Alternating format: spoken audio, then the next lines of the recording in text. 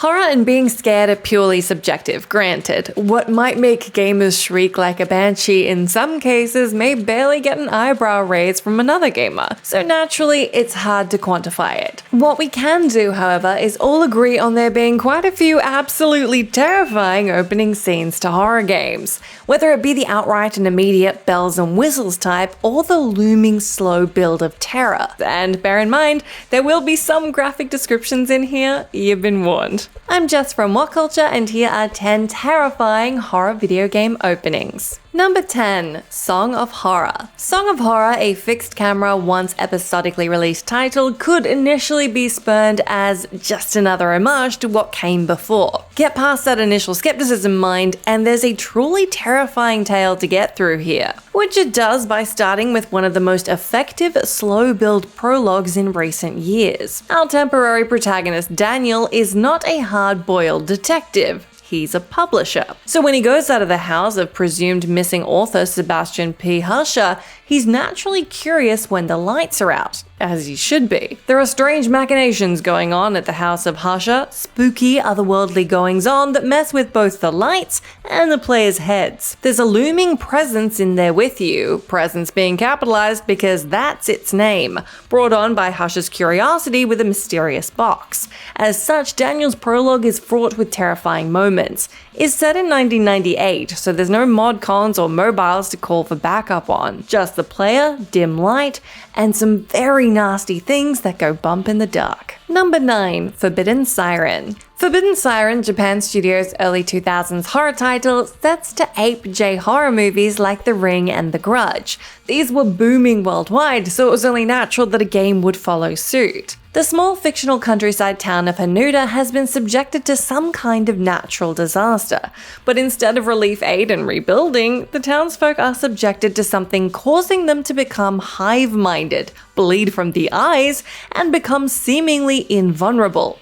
Which isn't a great start for our revolving door of playable characters who are armed with very little and have to survive. Right from the off, the Shibito, the undead villagers, are after you, barely giving you any time to collect your thoughts. Whilst players can use their hive mind vision trick to see where the Shibito are, it's not always a blessing. There is nothing more terrifying in this video game, or I would argue most horror games, than sight jacking. Their words, not ours, to see where the enemies are, only to spot the back of your head as one sneaks up on you. It may look dated now, but back in 2004, this was a revolutionary way of terrifying players so early on. Number 8. The Last of Us. One could argue about whether The Last of Us is a survival horror, an action-adventure, or just Uncharted with zombies and crafting. What isn't up for debate, mind, is how unnerving the opening scene is. It starts off idyllic, with single dad Joel returning home for an evening with his daughter, which is soon ruined by the sudden and overwhelming outbreak of the cordyceps virus wreaking havoc on the USA. Whilst it sounds rote, what makes this terrifying is that there's no slow build. There's no intervening news or radio broadcasts giving players time to warm up and prepare for the carnage. Just Joel, his brother Tommy, and daughter Sarah, fleeing in the middle of the night as not zombies tear the town apart. Cars crashing, buildings on fire, your friendly neighbors being munched on by fungal lunatics. And then, the most terrifying moment a parent has to witness, Joel's daughter shot in his arms. It's teeth-clenching, it's terrifying, and it's only the first 20 minutes of the apocalypse. Number 7. The Evil Within. Shinji Mikami wasn't lying when he said he wanted to make something new that carries on the terror of Resident Evils that he's worked on. But instead of angry European locals like in Resi 4, Detective Sebastian Castellanos has something else to deal with. Not the murder investigation that he thinks he's going to, no. Something much, much worse. Granted, there's definitely a murder, but that's the least of Sebastian's worries, as there's a robed man with a patchwork quilt for a face doing some very awful, seemingly impossible things. It doesn't end there though, as the detective finds himself fleeing a chainsaw-wielding man-mountain through a labyrinthine area of a basement. What starts off as paranormal and tension building quickly descends into high-octane levels of madness. While the game does fall into standard over-the-shoulder shooter territory not long after, that opening half hour or so is absolutely terrifying. Number 6. Visage.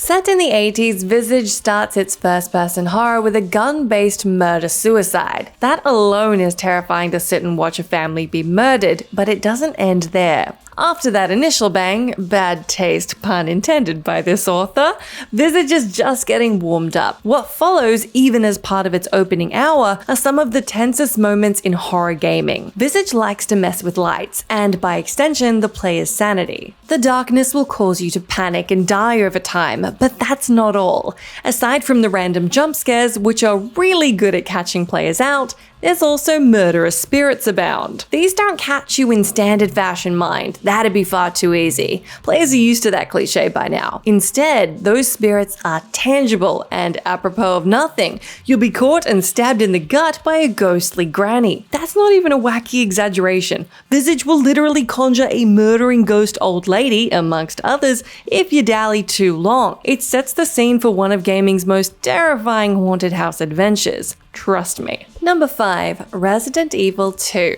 It could have been easy to populate this list with several Resident Evils, with Leon's solo outing in 4 almost getting it. But whilst that built up into something tense eventually, it's his debut that takes this spot. While he was a bit more savvy in 4, both he and Claire Redfield had no idea what they were about to face back in 1998. Neither did the players, as Resi 2 dropped them straight into the deep end. After witnessing either character's intro FMV, Capcom decided the best way to get stuck into their sophomore title was to start your chosen avatar in trouble. Rather than the first game's initial detective work, Claire or Leon are put within a few feet of several zombies, which can and will give players a very quick game over if they don't cotton on. It was terrifying to the unsuspecting, as you quite literally hit the ground running. Zombies may be slow, but they're relentless. They will catch up to gamers if they don't keep ahead or find a doorway loading screen. Does the game ease up after that? Not for a while, that's for sure. Number 4. Silent Hill. The psychological yang to Resident Evil's more action-oriented yin, Silent Hill is nonetheless regarded with high esteem. Yet whilst Capcom's sequel goes for bombastic, Konami's debut series title goes for the insidious build instead. Terror already sets in when players are put in control of Harry Mason looking for his daughter. Running through foggy streets is enough to set the dread in, parent or otherwise. But wait, there's more as things take a darker turn. Quite literally, as Harry is sequestered through some narrow back alleys. Getting darker and darker, Harry is confronted with the gruesome sight of a dismembered corpse, and then has to succumb to small demonic beasts killing him. And you think that'd be enough to put the fear in players, but no, Silent Hill isn't done yet. After meeting the only alive-looking person so far, Harry is left in the relative safety of an empty diner. Lulled into a false sense of security, the terror is put right back into the forefront when a winged whatever shatters that calm. And the window. The town may be silent, but our heartbeats were not. Number 3. Alien Isolation. Alien Isolation, one of this author's favorite games, set out to capture the magic that Ridley Scott subjected us to in 1979. From the set design and retro aesthetic to the score, even the continuity from the film. It also followed the same precedent of terrifying build-up that brought to the screen. Boarding the seemingly derelict Sevastopol station, the sense of looming dread is overwhelming. Things go bump and scuttle, bits of masonry rattle and clank that would suggest there's something sneaking up behind you. But then it lulls players into a false sense of terror before really dropping things behind them, or in front, or talking in a calm synthetic voice before smashing Ripley's brains into a partition. Granted, it's not immediate terror, but Isolation builds that tension from the get-go,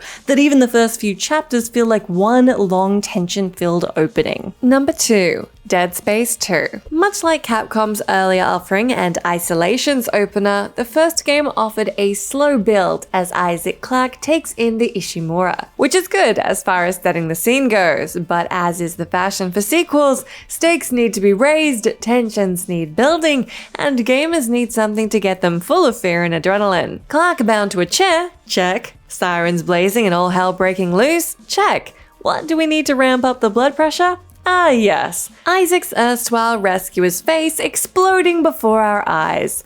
I don't mean a Scanners-esque dome pop. No, we're talking the Thing levels of flesh stripping, shrieks of pain, and that helpless feeling of being bound to a chair whilst impending doom is transforming before our very eyes. It not only sets the scene, but the tone for the game itself. The necromorphs are here, they are literally in your face, and they will mess you up. Also, don't stop running. Number 1. Outlast 2.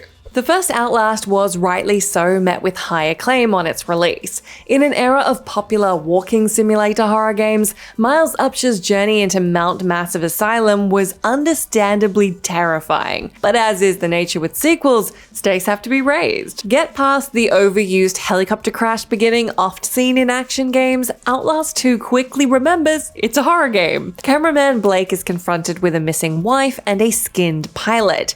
If only that were the worst of it. A weird, I don't remember this bit in the Bible, rural America vibe going on, fanatical villagers, corpse piles of both adults and infants, signs of torture and sacrifice, that and Blake's visions of the past that hold something deep and dark to reveal later on. It's unrelenting to say the least, and as Blake is only armed with a camera and a supply of evidently cheap batteries, hiding is the name of the game, which isn't easy when those villagers can seemingly smell fear. It doesn't get any easier as it sets the tone for what to expect through the rest of this grim tale. That is the end of our horrifying list, but let me know down in that comment section if you can think of any other terrifying horror video game openings that would be right at home here. As always, I've been Jess from What Culture. Thank you so much for hanging out with me. If you like, you can go follow me on my Twitter account where I'm at Jess McDonald, but make sure you stay tuned to us here for plenty more gaming goodness.